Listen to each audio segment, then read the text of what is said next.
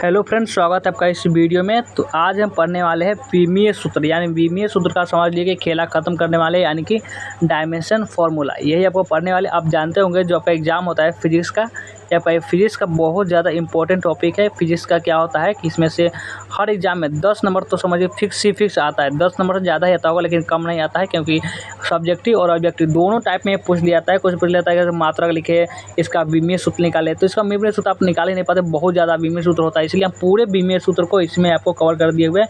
पूरे विमीय सूत्र आपका जितना भी एग्जाम में विमीय सूत्र का क्वेश्चन आता है तो वो यही से रहेगा, इसकी पूरी गारंटी है। तो चलिए हम इसको समझना स्टार्ट करते हैं। आप एक आप क्या कॉपी निकालिए और इसको नोट करते हुए चलिए। जो भी विमीय सूत्र बता रहे हैं उसको आपको नोट करते हुए चलना है। भौतिक राशि यानी फिजिक्स आपका क्वांटिटी जो भौतिक राशि है यहाँ पे लिख दिए हुए हैं, और आपका डायमेंशन फार्मूला यहाँ पे विमीय सूत्र यानी इस प्रकार से लिखे हुए हैं। इसको आप समझते हुए चलिए। तो सबसे पहला जो क्या है, चलिए इसको हम समझते हैं। सबसे पहला जो है आपका, इसको देखिए। सबसे पहला में क्या करा है, देखिए त्वरण का आपको देखिए कि त्वरण का क्या होता है। त्वरण यानी कि एक्सेलरेशन का अगर विमीय सूत्र अगर पूछेगा एग्जाम में तो कैसे लिखना है, तो आपका m0 L1 और t इनवर्स स्क्वायर, इसका क्या होता है, इसका आपका विमीय सूत्र होता है त्वरण का। ये आपका त्वरण का होता है। और आप देखिए गुरुत्वीय त्वरण, एक होता है त्वरण और एक होता है गुरुत्वीय त्वरण, जिसको हम एक्सेलरेशन ड्यू टू ग्रेविटी इसको बोलते हैं। कि इंग्लिश में भी आपको समझना जरूरी होता है।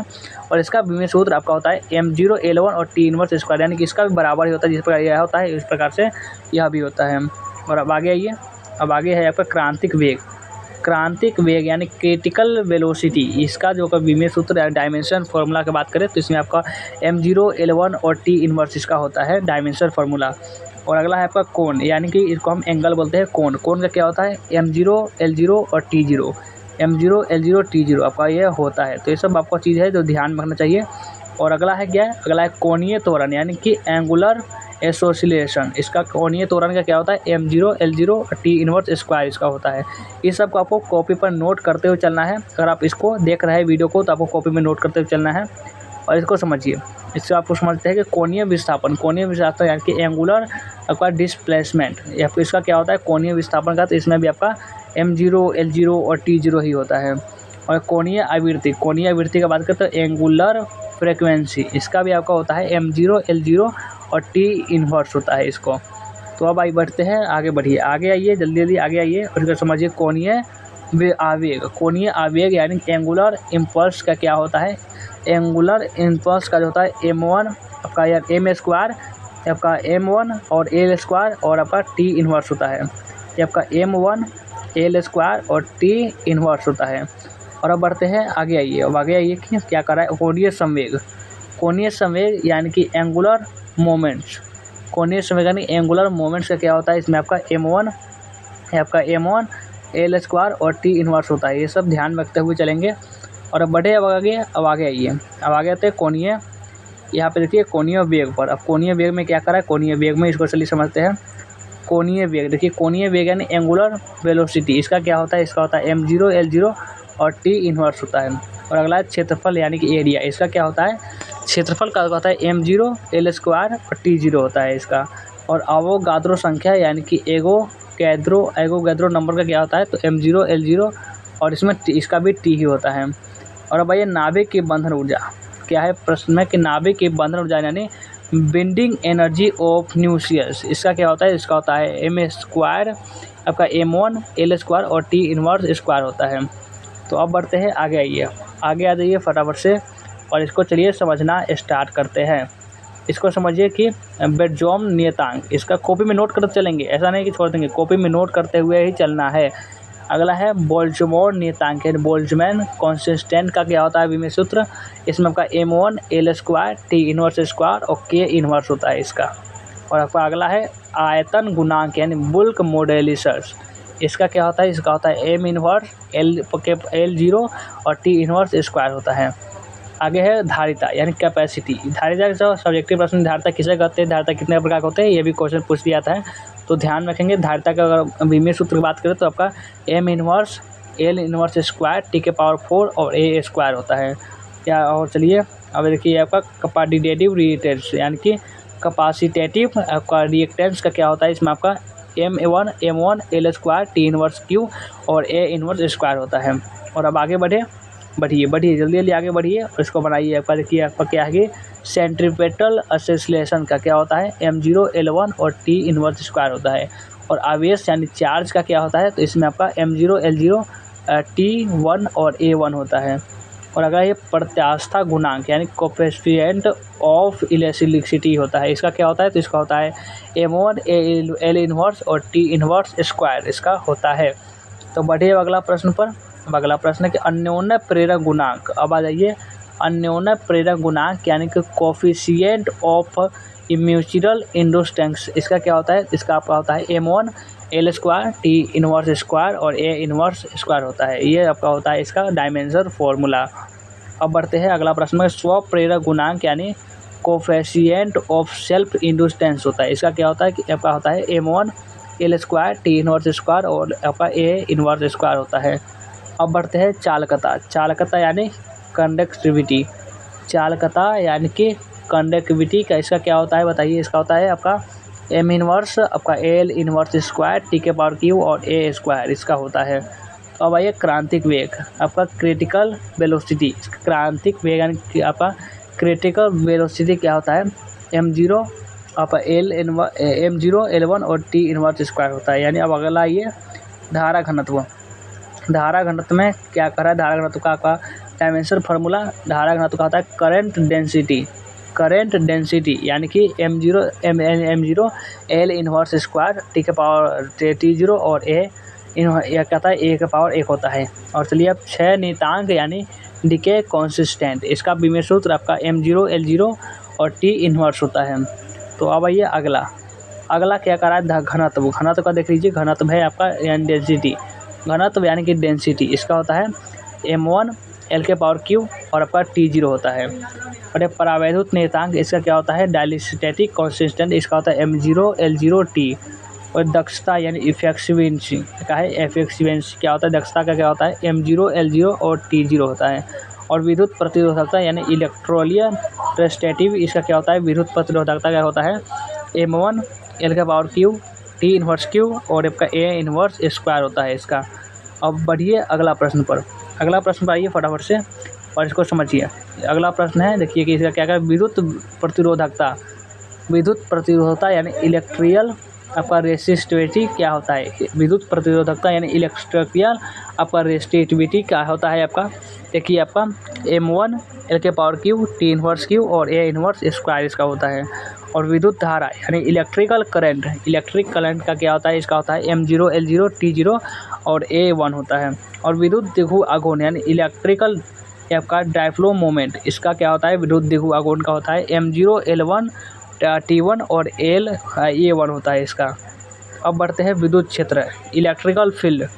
विद्युत क्षेत्र इलेक्ट्रिक फील्ड का होता है m0 L1 और t के पावर क्यू और a इनवर्स इसका होता है।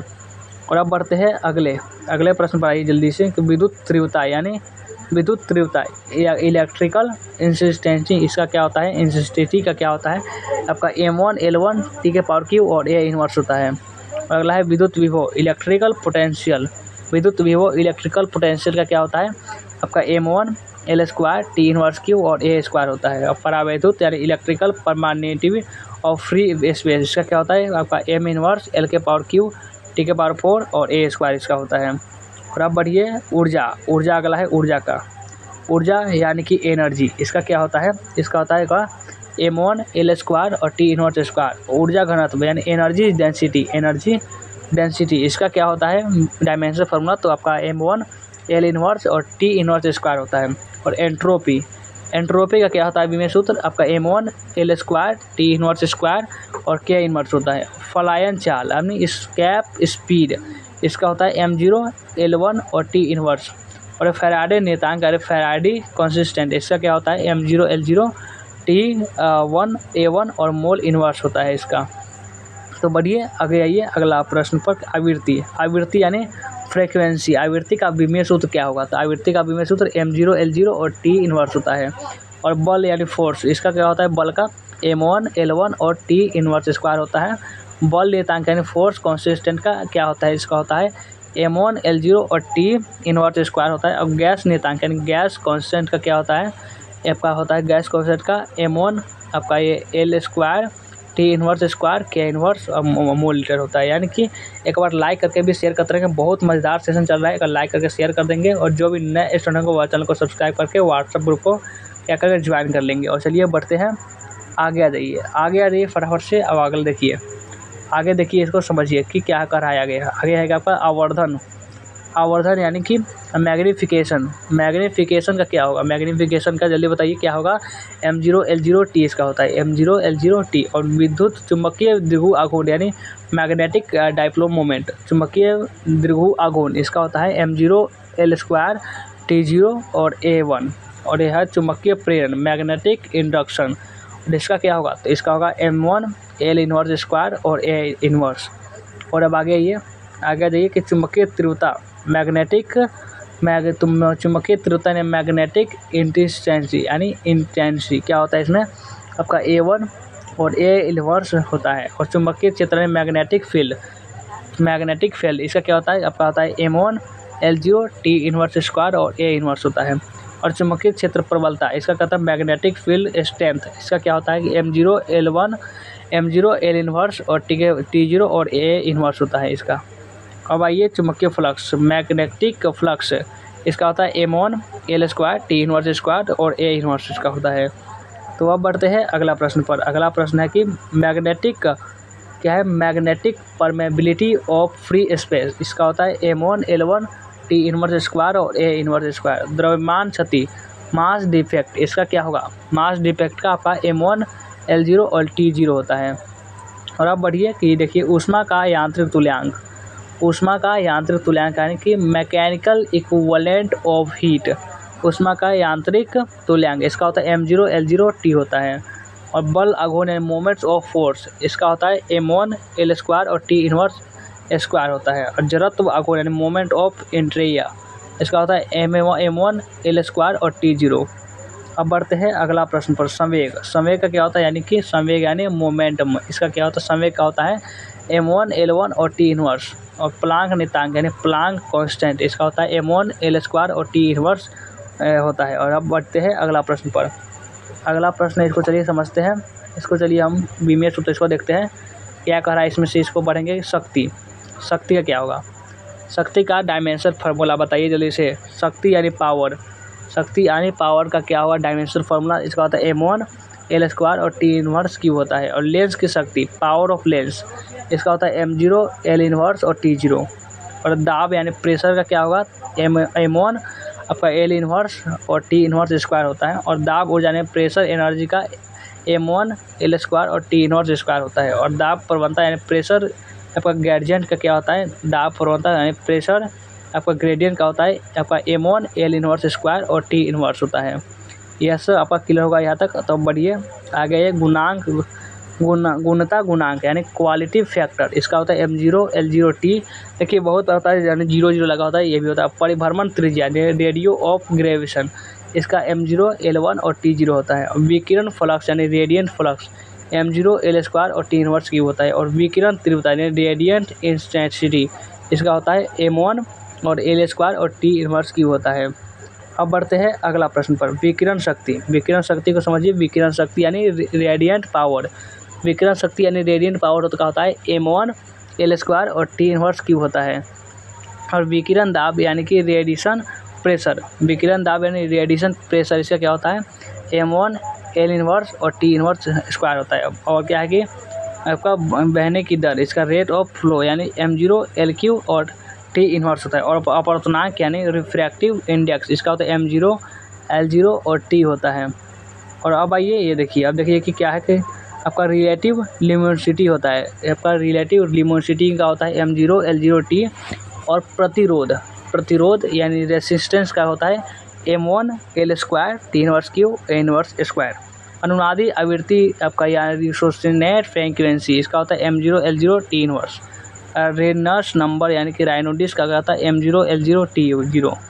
अब बढ़ते हैं अगला प्रश्न पर। अगला प्रश्न देखिए, अब ज़्यादा नहीं बचा है बीमीय सूत्र, पूरा हम ऑल वीडियो आपको जितना बीमीय सूत्र सभी करवा दिए। विशिष्ट आयतन है कि स्पेसिफिक वॉल्यूम इसका होता है M इनवर्स L/Q और T0।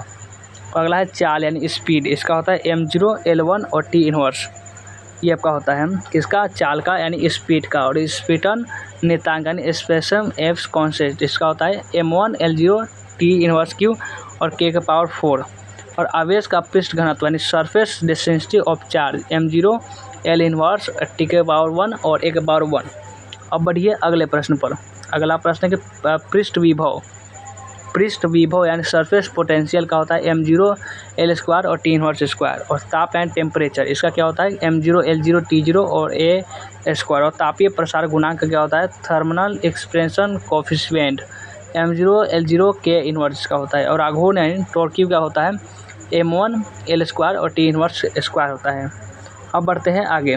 त्रिकोणमितीय अनुपात का क्या होता है यानी ट्राइगोमेट्रिक रेशियो का क्या होता है m0 L0 T0। अब ये वेग का समझिए। वेग यानी वेक्टोसिटी का होता है m0 L1 और T इनवर्स होता है। और वेग प्रवणता यानी वेक्टोसिटी ग्रेडियंट का क्या होता है m0 L0 T इनवर्स। अब बढ़िए कि निर्वात क्या है इसमें, चलिए इसको समझते हैं। निर्वात में प्रकाश का वेग यानी velocity of light in volume इसका क्या होता है, इसका होता है इसका क्या होता है m0 L1 और T इनवर्स। और श्यानता यानी विस्कोसिटी क्या होता है, श्यानता यानी विस्कोसिटी का होता है m1 L इनवर्स और T इनवर्स। और आयतन यानी वॉल्यूम का होता है m0 L के पावर Q और T0। तरंग संख्या यानी हैव नंबर का होता है m0 L इनवर्स और T0। और वीन नियतांक यानी वीन्स ऑफ कॉन्सेप्ट का होता है m0 L1 और T0 के 1 होता है। यानी पूरा जितना बीमीय सूत्र से हम सभी आपको बता दिए। आज का एक क्लास कैसा रहा कमेंट करके हमें ज़रूर बताएंगे। वीडियो को लाइक नहीं किएंगे तो वीडियो को लाइक कर लेंगे और शेयर भी कर देंगे। और जो भी नए स्टूडेंट को चैनल को सब्सक्राइब करके व्हाट्सएप ग्रुप पर ज्वाइन जरूर कर लेंगे। चलिए वीडियो को एंड करते हैं, मिलते हैं फिर किसी नेक्स्ट वीडियो में। कैसा लगा आज का क्लास कमेंट करके जरूर बताना है।